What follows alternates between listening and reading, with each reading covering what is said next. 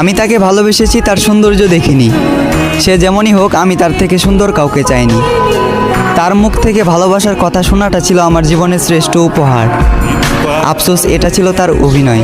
তবে আমার ভালোবাসাটা অভিনয় নয়, বরং তার এই অভিনয়ের কারণে তাকে পাওয়ার যুদ্ধে আজ আমাকে মানতে হলো হার। একটা সময় হাসির রাজ্যের রাজা ছিলাম, আজ সেই হাসিটাকেও হারিয়ে ফেললাম। আমি জানি আমি তার প্রথম নয়, বরং দ্বিতীয় ভালোবাসা ছিলাম। তবুও সে চিন্তাবাদ দিয়ে তাকে ফুলের মতো আগলে রাখলাম।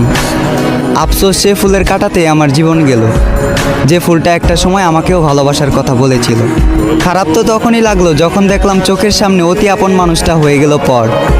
চোখ দিয়ে ঝরল বৃষ্টি, বুক দিয়ে বয়ে গেল কালবৈশাখী ঝড়।